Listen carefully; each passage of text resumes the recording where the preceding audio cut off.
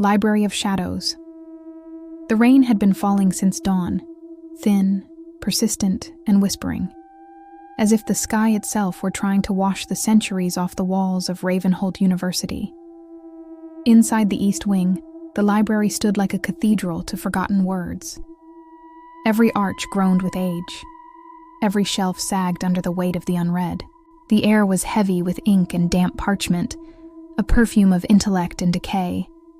It was here that Margaret Vale, the head librarian, had spent most of her life.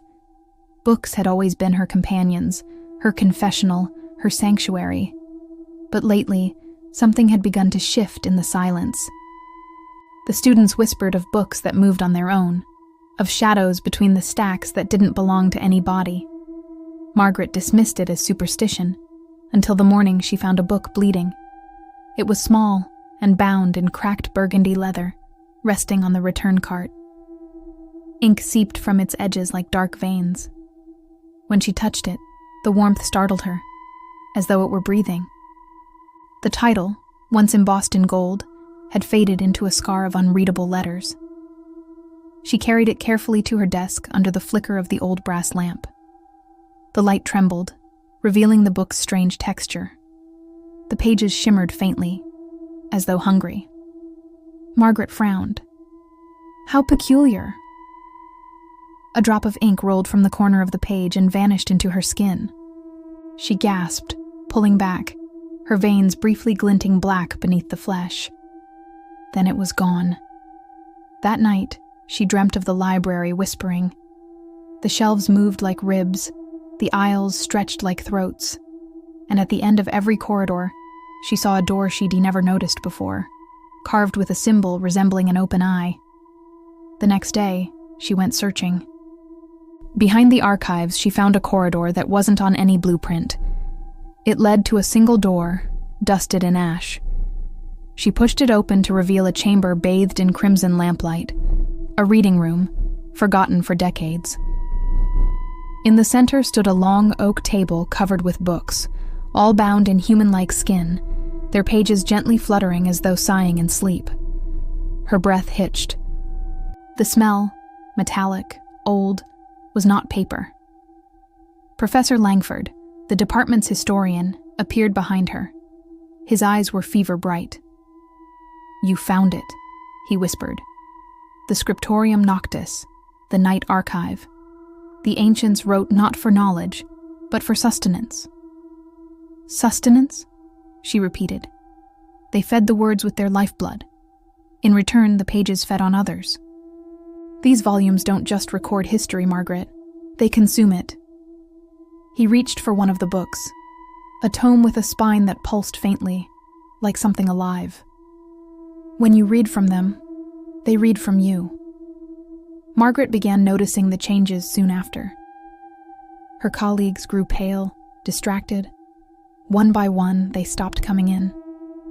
A chair would be empty, a desk cleared, their names quietly erased from the duty roster, as if they had never existed. Yet their pens remained, still warm with ink. She found traces of them in the red room, fingerprints pressed into parchment, half-finished annotations that ended in trembling lines. The books had taken them, page by page, and now they wanted her. Each night the library grew louder. The whispering became chanting. The books no longer waited to be opened. They leaned from the shelves, their pages rustling with anticipation. Margaret felt their pull, the ink in her veins stirring whenever she passed. Then came the voice. "Read us, Margaret." It came from nowhere and everywhere, from the bindings, from the air, from within her own skull. She tried to burn one of the books, but it refused to burn.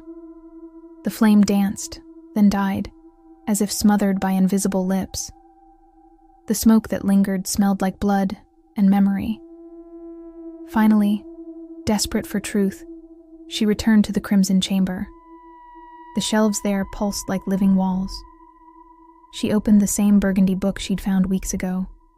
Its pages trembled in recognition. Inside, she found her own handwriting, her signature, her notes, Entries she had never written, dated years into the past. Head librarian Margaret Vale accepted into the archive. Ink acquired, life stored, the library remembers. The final page was blank, waiting. She felt the veins in her arms tighten, the air thicken, the lamplight flicker red. The walls whispered one last time, "You are ours to remember." When the university reopened after the long winter, a new librarian took Margaret's post. She found the library pristine, quiet, and strangely welcoming. The catalogs were immaculate, every name accounted for, every title cross-referenced. Except one. At the bottom of the list, a new entry had appeared, written in black ink that shimmered faintly in the light. Vale Margaret, volume number 912. Status, active. When she touched it, the ink rippled, and for a brief second, she heard a whisper from between the shelves. "Shh, please, no talking in the library."